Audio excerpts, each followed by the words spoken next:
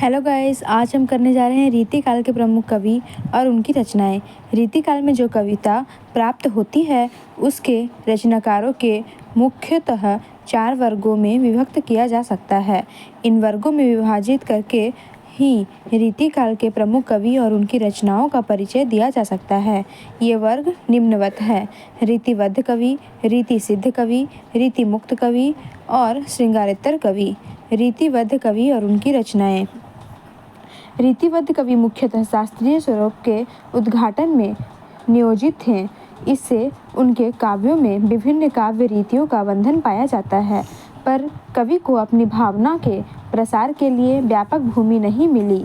रीतिबद्ध कवि दरबारी थे, अतः उनकी काव्य प्रवृत्ति की पृष्ठभूमि में दरबारी मानसिकता कार्यरत थी।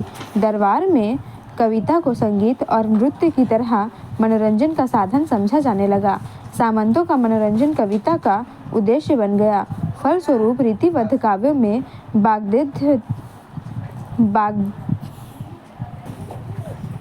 वाग्वेद्यता, सघनता, लघुता और श्रृंगारिक उत्तेजना का प्रसार मिलता है। इस वर्ग में आने वाले प्रमुख कवि और उनकी रचनाओं का परिचय हम आगे प्रस्तुत कर रहे हैं। आचार्य केशवदास। आचार्य केशव रीतिकाल का प्रवर्तक कहलाने के सहज अधिकारी कहे जा सकते हैं। सनाढ़ ब्राह्मण पंडित कृष्ण दत्त के पौत्र तथा पंडित काशीनाथ मिश्र के पुत्र थे। ओरछा नरेश महाराज इंद्रजीत सिंह इन्हें गुरु के रूप में सम्मान देते थे। विद्वान का अनुमान है कि उनका जन्म 1560 ईस्वी के आसपास हुआ था। इनके द्वारा रचित ग्रंथ है रसिक प्रिया, रामचंद्रिका, कवि प्रिया, रतन बावनी, वीर सिंह देव चरित, विज्ञान गीता, जहांगीर जस चंद्रिका, नखशिख और छंदमाला। इनमें रसिक प्रिया, कवि प्रिया और छंदमाला रीति संबंधी ग्रंथ है, जिनमें क्रमशः नवरस, अलंकार और छंदों का विवेचन किया गया है। रामचंद्रिका में राम कथा का वर्णन प्रबंधात्मक शैली में हुआ है। रतन बावनी, वीर सिंह देव चरित और जहांगीर जस चंद्रिका आश्रयदाताओं की प्रशस्तिपरक रचनाएं हैं। विज्ञान गीत में आध्यात्मिक विषय का प्रस्तुतिकरण प्रतीक शैली में किया गया है। नखशिख में परंपरागत उपनामों के सहायता से राधा की विभिन्न अंगों का वर्णन हुआ है। केशवदास पहले कवि हैं जिन्होंने ब्रज भाषा में मुक्तकों के साथ साथ प्रबंध काव्य की रचना का सूत्रपात किया। विज्ञान गीता, जहांगीर जस चंद्रिका, वीर सिंह देव चरित, रतन बावनी और रामचंद्रिका इनकी प्रबंध रचनाएं हैं। इनमें रामचंद्रिका सर्वाधिक प्रसिद्ध रचना है। यह एक महाकाव्य है। प्रबंध की भांति मुक्तक काव्यों में रसिक प्रिया, कवि प्रिया और नखशिख ये 3 ग्रंथ ही आते हैं। इनका वर्ण विषय श्रृंगार ही है। चिंतामणि। रीतिकालीन आचार्यों में चिंतामणि गौरवपूर्ण स्थान के अधिकारी है। आचार्य रामचंद्र शुक्ल इन्हें रीति काव्य के आदि प्रवर्तक मानते हैं और इन्हीं से रीतिकाल का आरंभ स्वीकार करते हुए लिखते हैं, हिंदी रीति ग्रंथों की परंपरा चिंतामणि त्रिपाठी से चली, अतः रीतिकाल का आरंभ उन्हीं से मानना चाहिए। जनश्रुति के आधार पर ये रत्नाकर त्रिपाठी के पुत्र तथा मत्ती रामभूषण और जटाशंकर के भाई थे। इनका जन्म 1600 ईस्वी के लगभग और मृत्यु 1685 ईस्वी के आसपास ठहरती है। ये शाहजी भोंसला और शाहजहां के आश्रय में रहे। इनके रचे ये 9 ग्रंथ बताए जाते हैं: रस विलास, छंद विचार पिंगल, श्रृंगार मंजरी, कविकुल कल्पतरु, कृष्ण चरित, काव्य विवेक, काव्य प्रकाश, कवित विचार और रामायण। इनमें से प्रथम 5 ग्रंथ आज उपलब्ध है। रस विलास और रस विवेचन का ग्रंथ है। श्रृंगार मंजरी आंध्र के संत अकबर शाह की श्रृंगार मंजरी का ब्रज भाषा में अनुवाद है। यह नायक नायिका की भेद संबंधी ग्रंथ है। कविकुल कल्पतरु में काव्य के दशांगों का विवेचन प्रस्तुत किया गया है। छंद विचार पिंगल में वृत्त रत्नाकर के आधार पर कृष्णचरित का वर्णन हुआ है।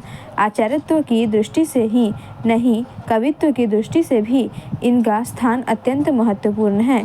इनकी कविता में श्रृंगार, वीर, भक्ति और वात्सल्य का सुंदर परिपाक देखने को मिलता है।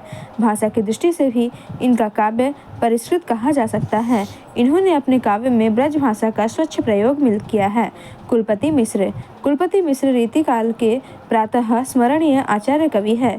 ये आगरा निवासी माथुर चौबे परशुराम के पुत्र थे तथा जयपुर के राजा महाराज राम सिंह के आश्रय में रहते थे। बताया जाता है कि प्रसिद्ध कवि बिहारी इनके मामा थे। इनका कविता काल 1660 से 1700 ईस्वी के बीच ठहरता है। इनकी 5 रचनाएं कही जाती हैं।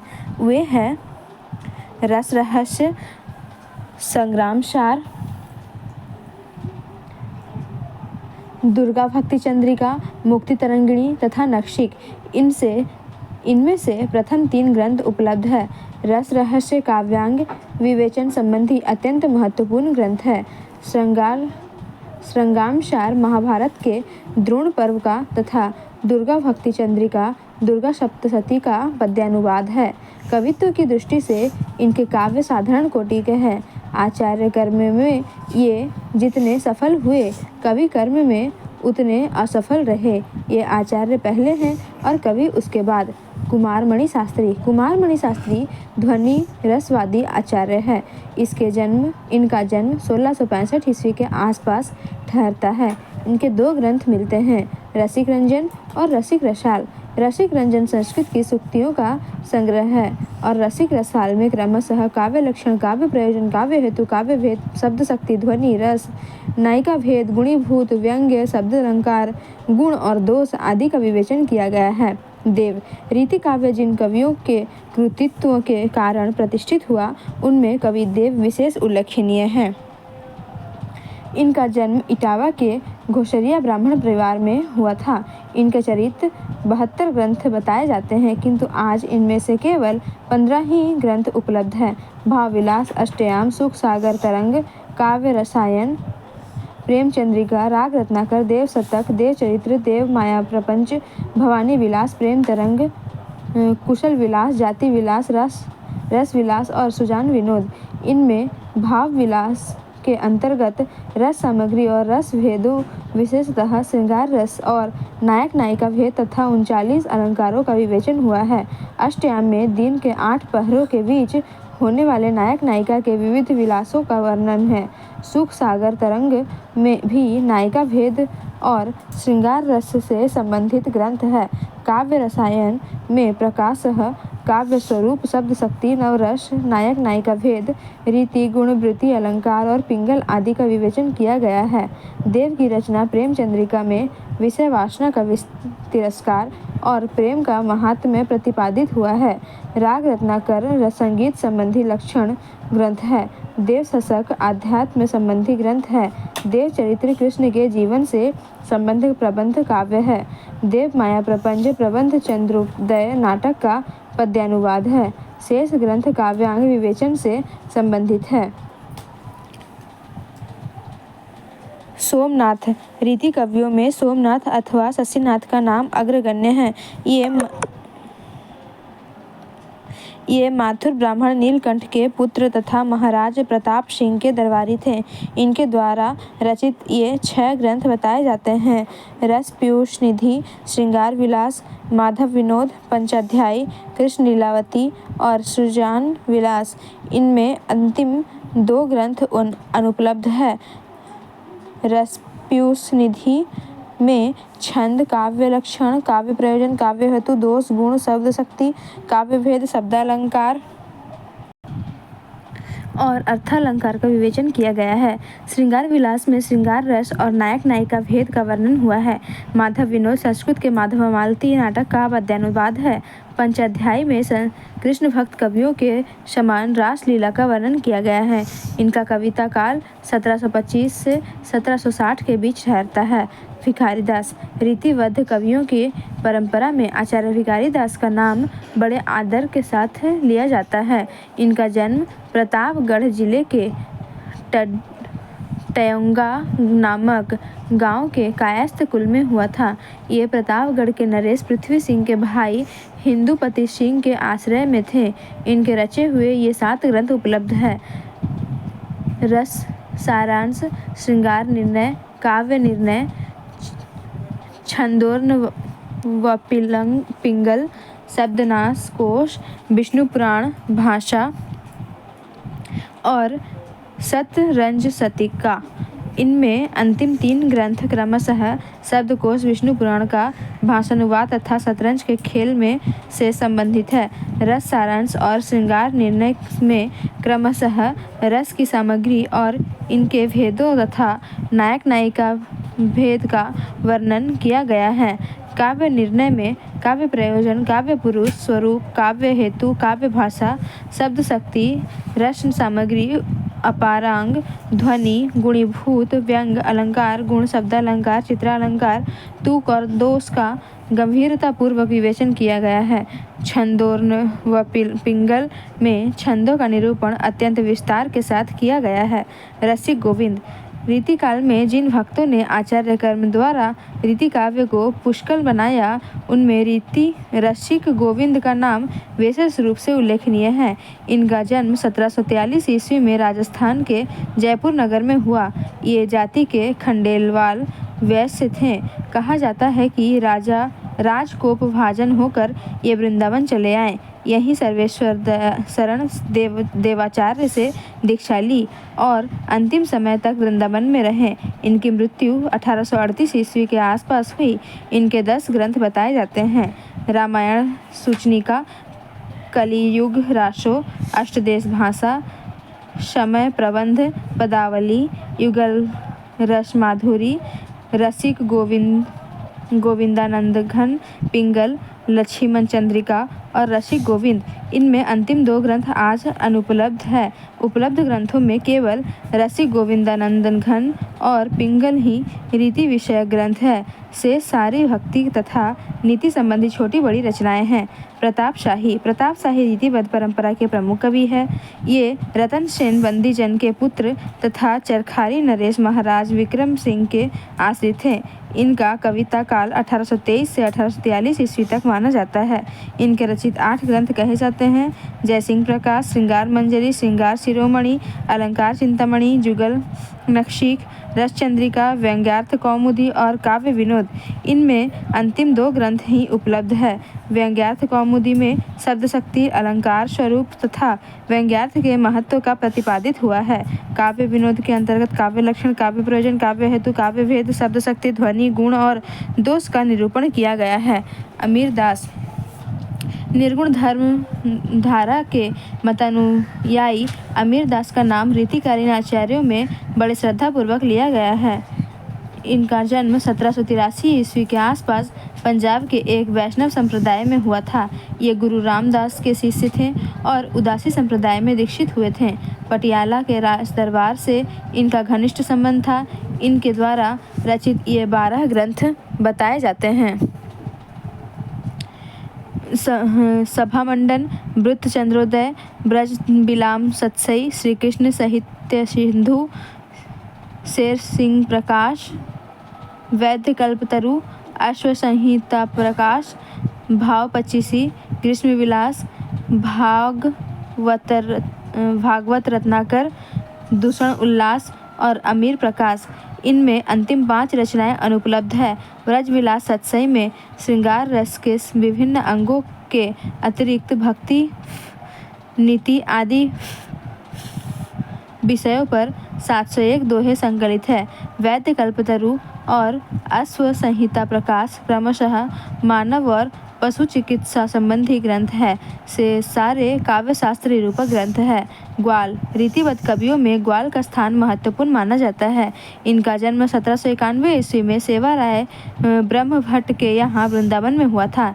इन्होंने अपनी आरंभिक शिक्षा राधा वल्लभ को स्वामी दयालाल से ग्रहण की थी।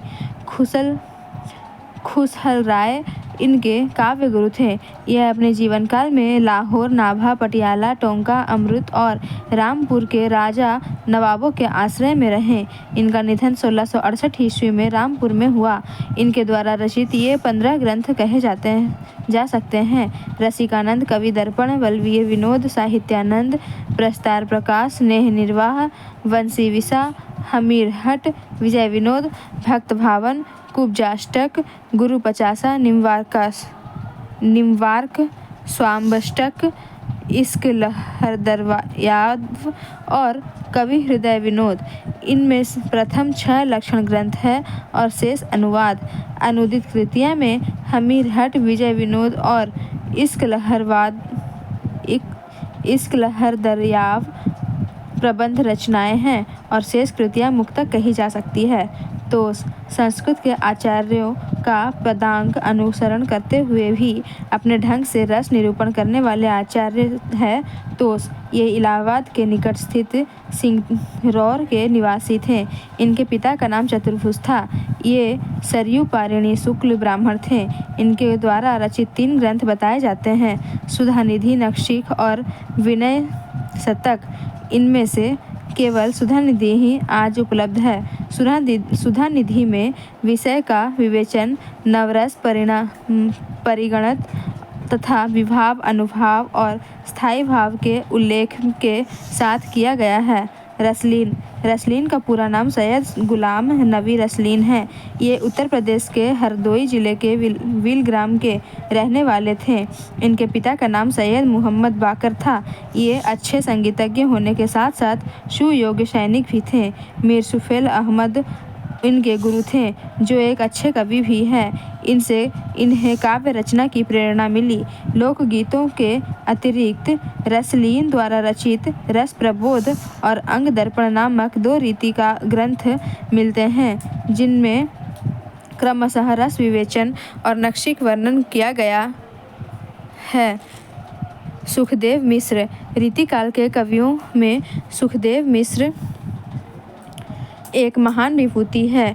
इनका रचना काल 1633 ईस्वी से 1703 ईस्वी के बीच ठहरता है।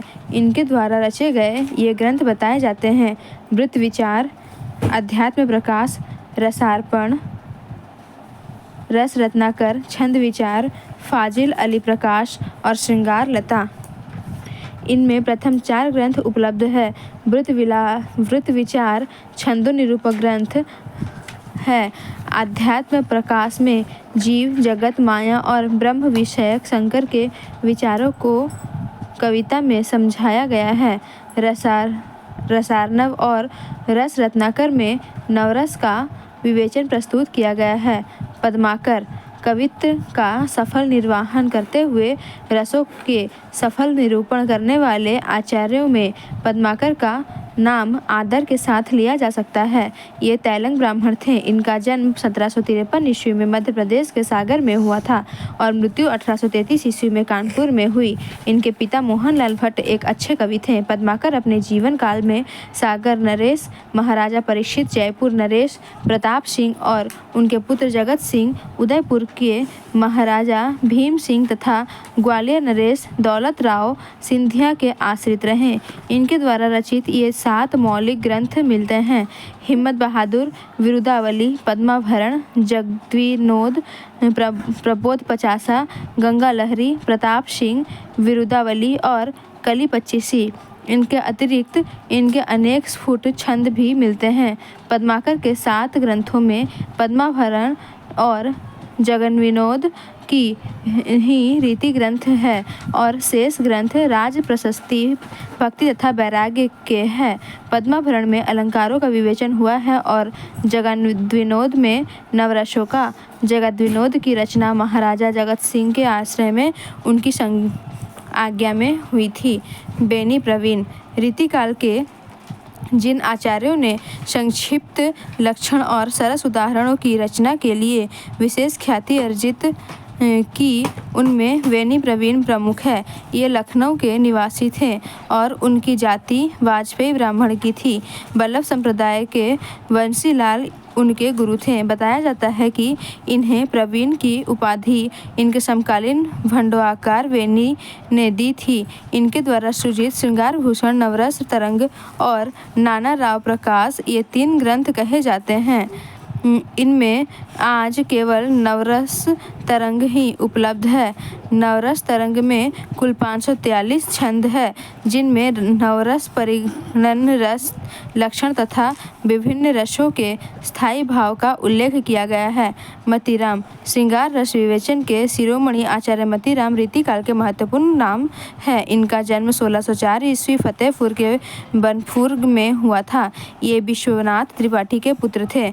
आजीवन ये सम्राट जहांगीर, बूंदी नरेश राव, भाव सिंघाड़ा, कुमायूं नरेश, ज्ञानचंद, श्रीचंद नरेश, स्वरूप सिंह बुंदेला आदि अनेक राजाओं के आश्रय में रहे। इनके द्वारा रचित ये 8 ग्रंथ कहे जाते हैं: फूल मंजरी, लक्ष्मण श्रृंगार, साहित्य सार, रसराज, ललित ललाम, सतसई, अलंकार पंचशिका और वृत्त कौमुदी। इनमें रसराज, ललित ललाम और अलंकार पंचशिका इनकी प्रसिद्धि के आधार है। ललित ललाम और अलंकार पंचशिका अलंकार संबंधी 2 ग्रंथ है। रसराज में श्रृंगार रस और नायक नायिका भेद का विवेचन प्रस्तुत किया गया है। कालिदास त्रिवेदी रीतिकाल के आचार्यों में विशिष्ट स्थान के अधिकारी है। ये अंतर्वेद के निवासी है। इनके पिता का नाम उदयनाथ कविंद्र है, जो एक प्रसिद्ध रीति कवि थे। इनके रचित 3 ग्रंथ कहे जाते हैं: हजारा, राधा माधव बुध मिलन विनोद और बारवधु विनोद। इनमें बारवधु विनोद नायिका भेद विवेचन विषयक ग्रंथ है। इसकी रचना 1692 ईस्वी के आसपास जम्बू नगर के शासक किन्ही जालिम जोगजीत के आश्रय में हुई थी। जसवंत सिंह रीतिकाल के रीतिवद्ध आचार्यों में महाराजा जसवंत सिंह का नाम बड़े आदर के साथ लिया जाता है। ये मारवाड़ नरेश महाराज गज सिंह के द्वितीय पुत्र थे। ये तेजस्वी राजनीतिज्ञ और कुशल शासक ही नहीं, साहित्य और दर्शन के मर्मज्ञ विद्वान भी थे। अनेक कवि और पंडित इनके आश्रय में रहते थे। इनके द्वारा रचित ये 6 ग्रंथ बताए जाते हैं: भाषाभूषण, उपरोक्त सिद्धांत, अनुभव प्रकाश, आनंद विलास, सिद्धांत बोध और सिद्धांत सार। इनमें केवल भाषाभूषण ही रीति विषयक रचना है। भाषाभूषण चंद्रालोक की शैली में लिखा गया एक प्रसिद्ध ग्रंथ है। इसमें 212 दोहे हैं। इसे 5 प्रकाशों में विभक्त किया गया है। इनमें क्रमशः नायक नायिका भेद, हावादी, अर्थालंकार एवं छेक लाट और तीनों वृत्तियों के अनुसार अनुप्रास के साथ यमक का वर्णन यमक अनुप्रास के नाम से किया गया है। यह इस ग्रंथ की एक प्रमुख विशेषता है। भूषण रीतिकाल के कवि रीति निरूपण के संदर्भ में प्रायः श्रृंगारिक उदाहरण दिया करते थे, किंतु भूषण इसके अपवाद है। ये इस सामान्य प्रवृत्ति का तिरस्कार कर केवल वीर रसपरक राज प्रशस्तियों को उदाहरण के रूप में प्रस्तुत करने वाले एक अकेले आचार्य हैं। ये कानपुर के निकट तिंकवापुर गांव के निवासी थे। इनके पिता का नाम रत्नाकर त्रिपाठी था। ये छत्रपति शिवाजी, उनके पौत्र साहू जी और छत्रसाल आदि अनेक राजाओं के आश्रय में रहे। कहते हैं कि चित्रकूट के राजा रुद्रसाल सोलंकी ने इन्हें भूषण की उपाधि दी थी। इनकी ये रचनाएं कही जाती हैं: शिवावनी, शिवराज भूषण, छत्रसाल दशक, भूषण उल्लास, दूषण उल्लास और भूषण हजारा। इनमें अंतिम 3 ग्रंथ आज अनुपलब्ध है। छत्रसाल दशक में छत्रसाल की प्रशस्ति गाई गई है। शिवराज भूषण और शिवावावनी में छत्रपति शिवाजी की वीरता, शौर्य और सामर्थ्य का वर्णन हुआ है। इसके साथ शिवराज भूषण में 105 अलंकारों का निरूपण हुआ है, जिनमें 99 अर्थालंकार, 4 शब्द अलंकार तथा शेष 2 चित्र और शंकर नाम का अलंकार है। यही शिवराज भूषण ही भूषण की रीति विषयक रचना है। रघुनाथ बंदीजन रीतिबद्ध कवियों की श्रृंखला में इनका विशिष्ट स्थान है। ये काशी नरेश, महाराज वरिवंश सिंह के दरबारी थे। इनके द्वारा रचित ये ग्रंथ रसिक मोहन, काव्य कलाधर, जगत मोहन और इश्क महोत्सव प्रमुख है। इनमें प्रथम 3 रीति ग्रंथ है और अंतिम रीति मुक्तधारा की रचना है। इनके रसिक मोहन में अलंकार का निरूपण हुआ है। काव्य कलाकार में रस और नायक नायिका भेद का विवेचन प्रस्तुत किया गया है। जगत मोहन में देव के अष्टयाम के समान श्री कृष्ण की दिनचर्या का वर्णन हुआ है। इश्क महोत्सव में रीति मुक्त कवियों के समान प्रेम और इसके महात्म्य पर सरस और सुंदर रचनाएं प्रस्तुत की गई है।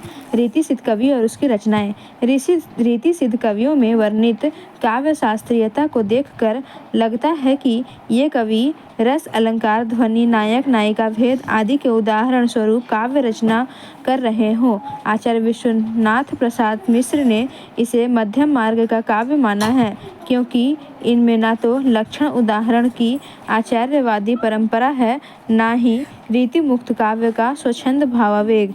रीति काल के सर्वप्रमुख कवि बिहारी की विशेषताओं की स्वतंत्र चर्चा करने के लिए आचार्य विश्वनाथ प्रसाद मिश्र ने इस काव्य परंपरा को रीतिबद्ध काव्य की श्रेणी से पृथक कर दिया। आचार्य रामचंद्र शुक्ल रीतिकरण कवियों के 2 वर्ग मानते हैं। पहला वर्ग रीति ग्रंथकार कवियों का है और दूसरा वर्ग श्रृंगारपरक रचनाकारों अथवा अन्य प्रकार के कवियों का है। आचार्य शुक्ल ने पहले वर्ग में 57 लक्षण ग्रंथों का उल्लेख किया है। दूसरे वर्ग में 46 कवियों के नाम गिनाए हैं। आचार्य शुक्ल बिहारी को पहले वर्ग में स्थान देते हैं, जबकि बिहारी ने कोई रीति ग्रंथ नहीं लिखा, अतः बिहारी इन रीति ग्रंथकार कवियों से भिन्न है। आचार्य विश्वनाथ प्रसाद मिश्र ने इस गड़बड़ी को दूर करने के लिए रीति सिद्ध कवियों का एक स्वतंत्र वर्ग बनाया। इस वर्ग में बिहारी के अतिरिक्त सेनापति, रसनिधि, वृंद, नृपशंभु, पैनेश, बेनी कवि, राम सहाय दास आदि कवियों को रखा जा सकता है। बिहारी रीति काल के सर्वश्रेष्ठ कवि है। ये जाति के माथुर चौबे कहे जाते हैं। इनका जन्म 1595 ईस्वी में ग्वालियर में हुआ था। इनके पिता का नाम केशव राय था। केशव राय निम्बार्क संप्रदाय के महंत नरहरि दास के शिष्य थे।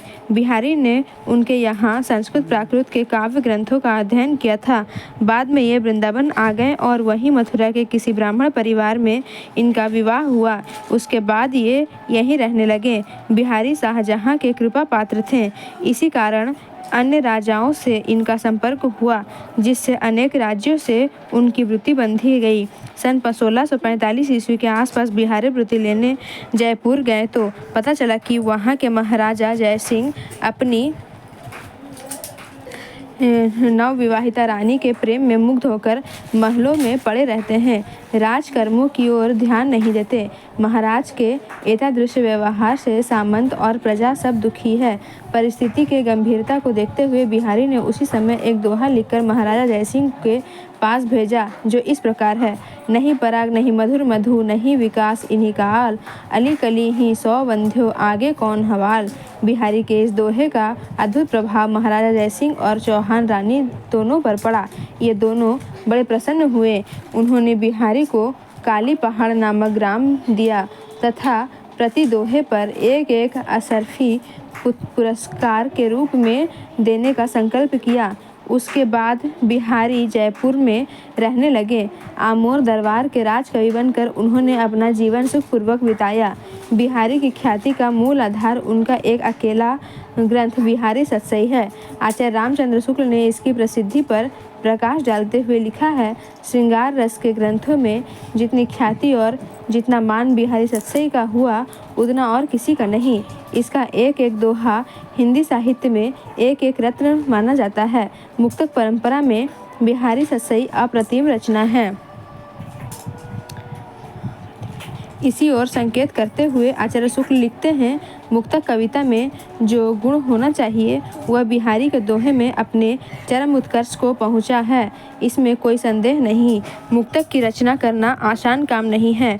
वही कवि मुक्तक रचना करने में सफल हो सकता है जिसके पास कल्पना की समाहार शक्ति के साथ भाषा की समाहार शक्ति हो। बिहारी में यह क्षमता अद्भुत थी।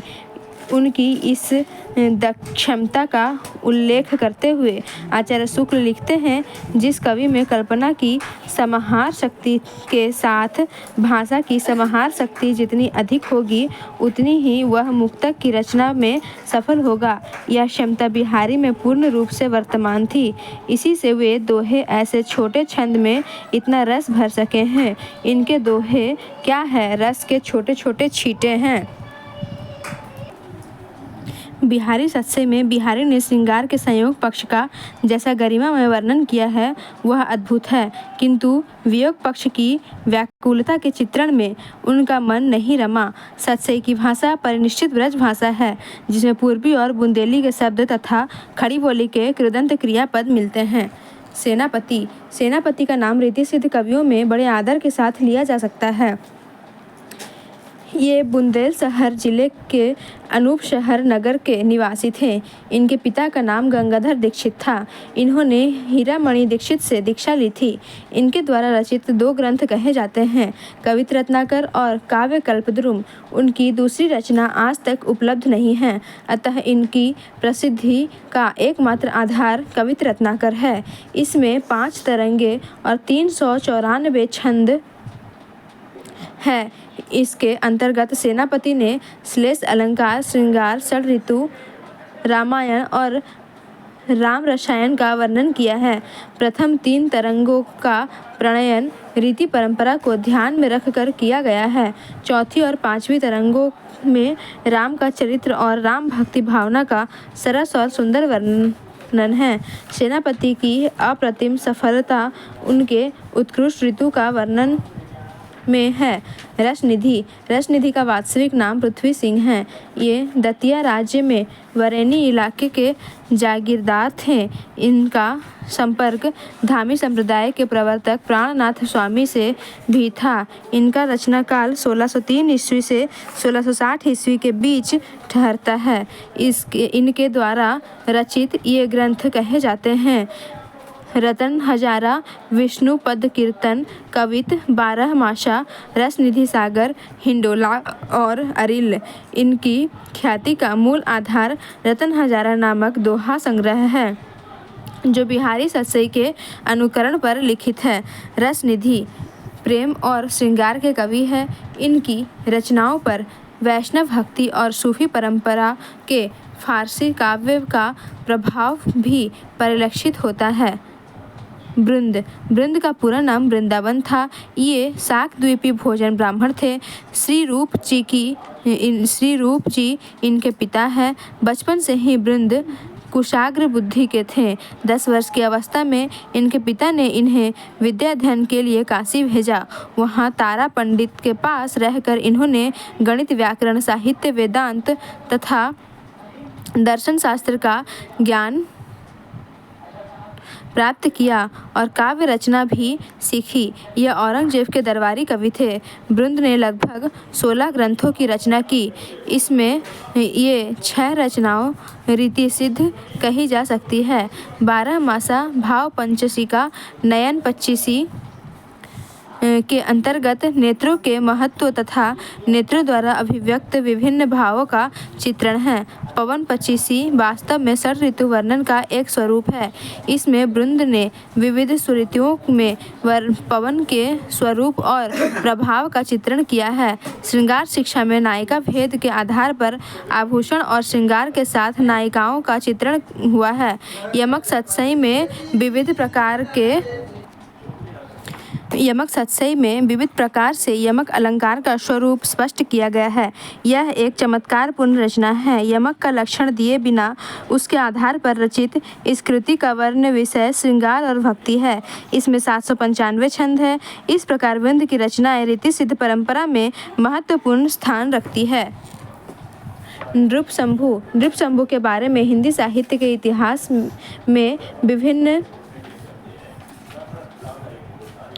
मत पाए जाते हैं। किसी में इन्हें सितारगढ़ वाले और किसी में इन्हें शंभुनाथ सिंह सोलंकी बताया गया है। नृप शंभु की रचनाओं में उनके कई उपनाम प्रयुक्त हुए हैं। वे हैं नृप शंभु, शंभुराज, शंभुकृत, शंभुजू आदि। नृप शंभु छत्रपति शिवाजी महाराज के पुत्र थे। इनका जन्म 1657 ईस्वी में पुरंदर में हुआ था। 2 साल की अवस्था में उनकी माता का निधन हो गया, अतः उनका पालन पोषण इनकी दादी अर्थात शिवाजी की माता जीजाबाई ने किया। नृप शंभु का विवाह 1665 ईस्वी में येसुबाई से हुआ, जो बड़ी योग्य पत्नी थी। नृप शंभु ने संस्कृत में बुद्धभूषण नामक ग्रंथ की रचना की थी। नृप शंभु ने संस्कृत में बुद्धभूषण नामक ग्रंथ की रचना की थी। हिंदी में इनकी 3 कृतियाँ प्राप्त होती है, नायिका भेद, नखशिख और 7 शतक। प्रथम 2 रचनाएं इनकी उत्कृष्ट काव्य प्रतिभा का प्रमाण हैं। एक मराठी भाषी होते हुए भी नृप शंभु ब्रजभाषा काव्य परंपरा में देव और मतीराम के समकक्ष ठहरते हैं। पजनेस का जन्म 1815 ईस्वी के आसपास पन्ना में हुआ था। इनके 3 ग्रंथ बताए जाते हैं, नखशिख, मधुर प्रिया और पजनेस प्रकाश। प्रथम 2 ग्रंथ आज उपलब्ध नहीं हैं। इनके छंद से यह स्पष्ट है कि इन्होंने रीति परंपरा के अनुसार रचना की है। इनका नखशिख वर्णन बड़ा ही सुंदर है। इस संदर्भ में इनका मुख वर्णन अत्यंत रोचक बन पड़ा है। आनंद अमल अरविंद ते अमल अति अद्भुत अमूल आभा उफनी परिसी है। पजनेस की रचना में अनुप्रास का प्रयोग अधिक है, पर भाषा बहुत परिमार्जित नहीं है। कल्पना की नवीन सृष्टि तथा अलंकारिता इनके काव्य के गुण कहे जा सकते हैं। वेनी कवि, वेनी नाम से 3 कवि मिलते हैं। एक वेनी भंडवाकर, दूसरे वेनी प्रवीण और तीसरी वेनी वाजपेयी। हमारा आशय यहाँ तीसरी वेनी यानी वेनी वाजपेयी से है। ये आसनी के निवासी थे। इनकी जाति का कान्यकुब्ज ब्राह्मण बताई जाती है। इनके फुटकर छंद ही मिलते हैं, जिससे स्पष्ट होता है कि इन पर रीति परंपरा का प्रभाव था। अलंकारिक चमत्कार इनकी विशेषता है। नखशिख और षट ऋतु संबंधी इनके अनेक छंद प्राप्त होते हैं। उक्ति चमत्कार के साथ साथ इनकी रचना में मुहावरों का बड़ा सुंदर प्रयोग हुआ है। काव्य शास्त्र का उचित प्रभाव भी इनकी रचनाओं में स्पष्ट है। राम सहाय दास चौबेपुर के निवासी थे। इनके पिता का नाम भवानी दास था। ये जाति के अस्थाना कायस्थ थे।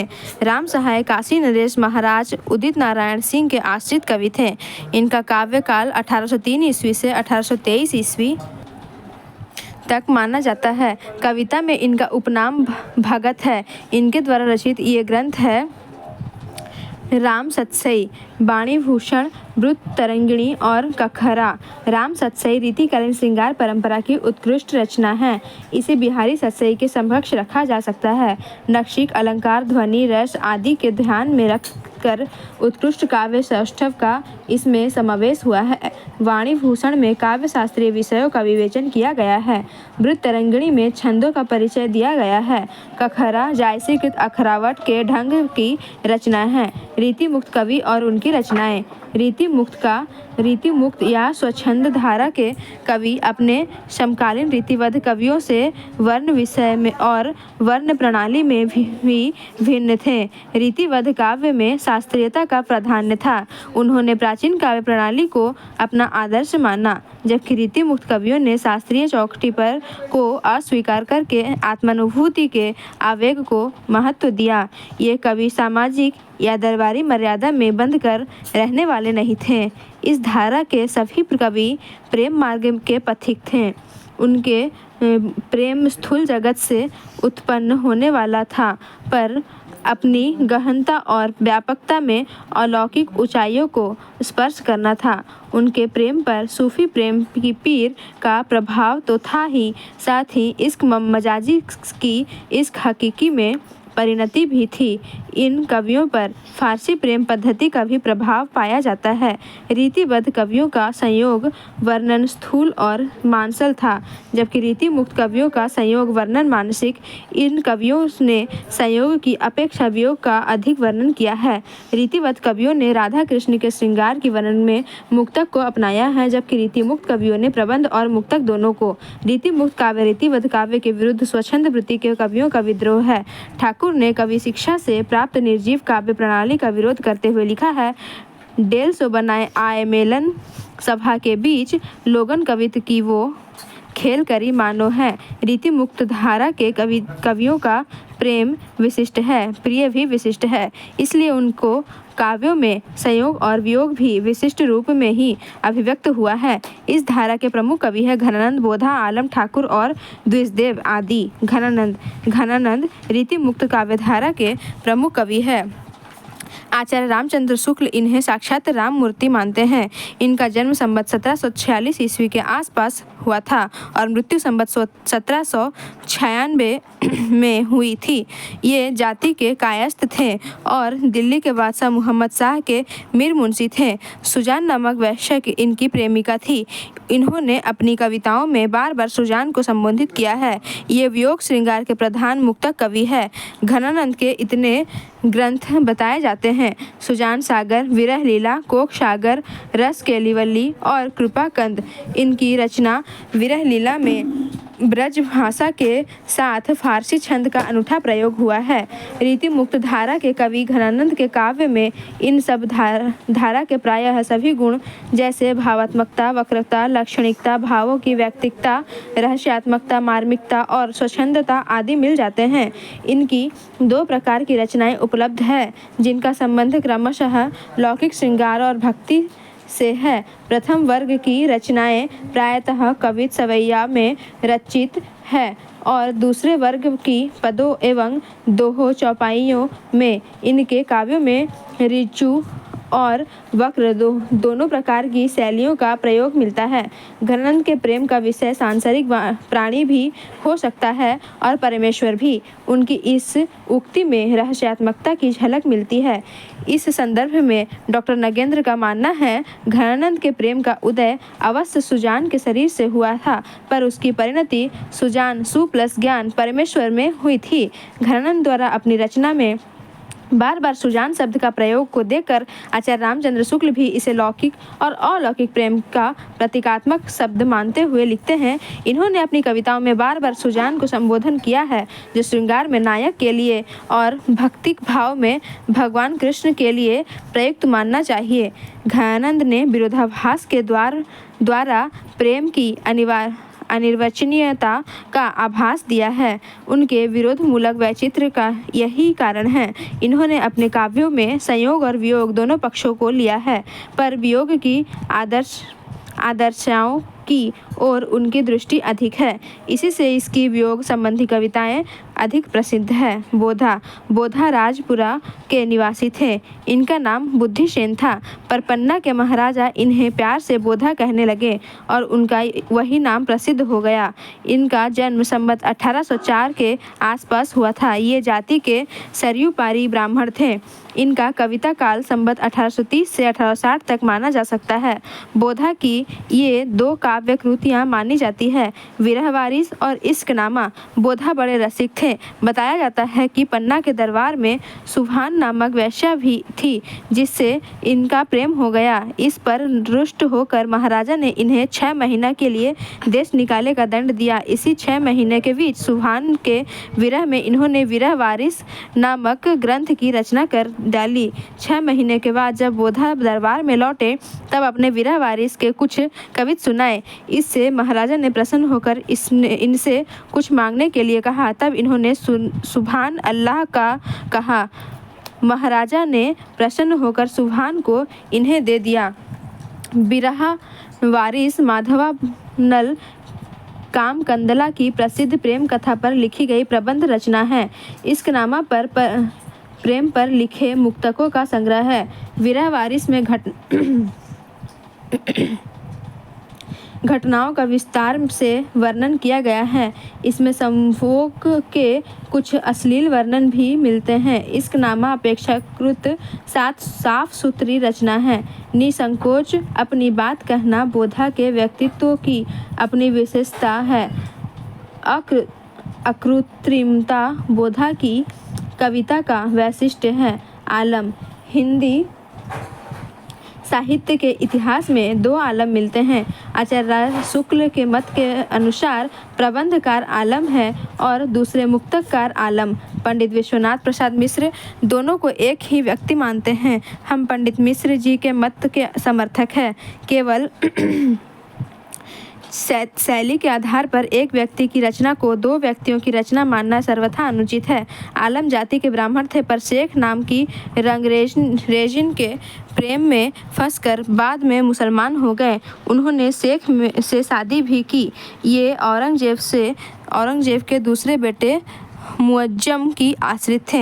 इनके कविता काल संवत 1740 से 1760 तक माना जा सकता है।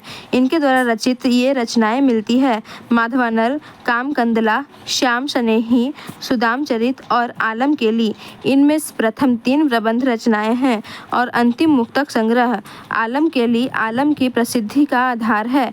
इसमें वर्णित इनकी प्रेमानुभूति व्यक्तिगत है।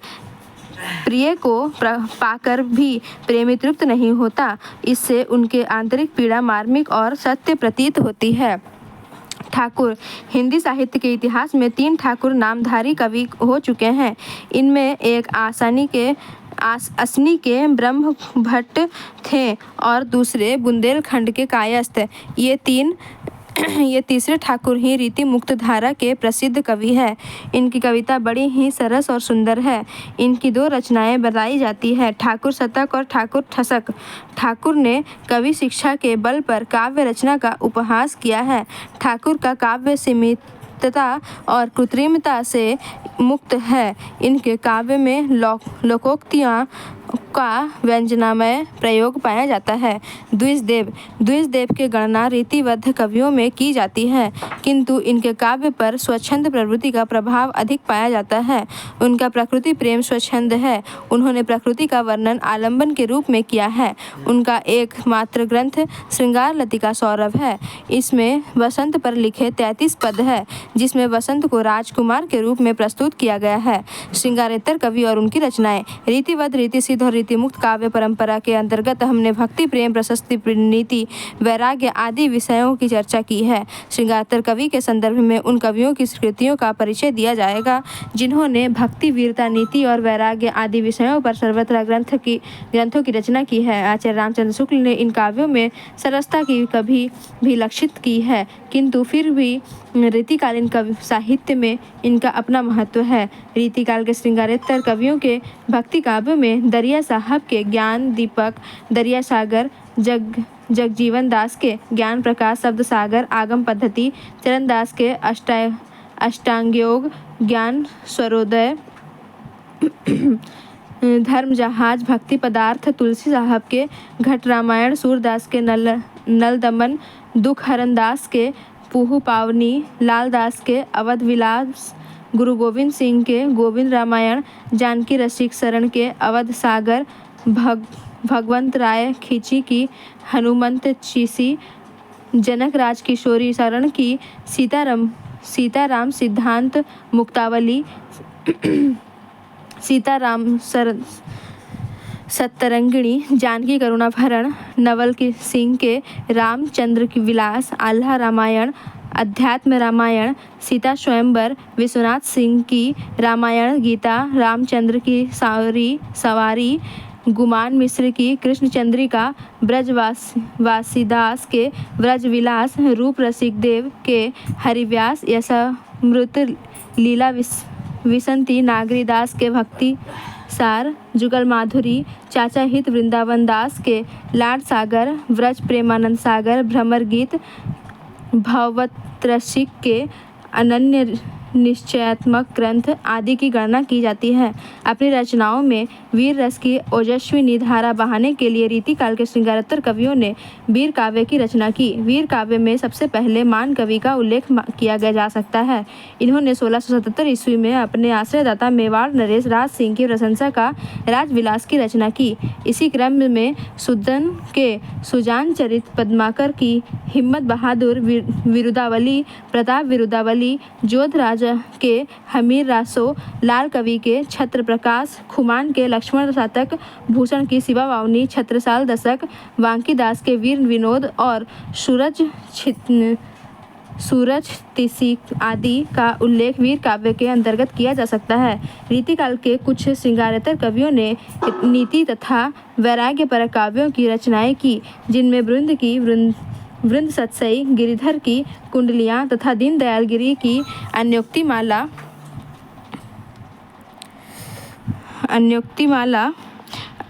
अन्योक्तिकल्प द्रुम तथा दृष्ट तरंगिणी आदि उल्लेखनीय है।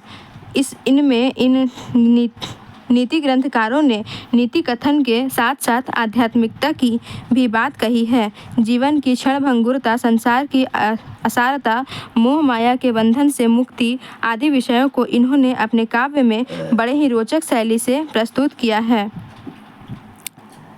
धन्यवाद।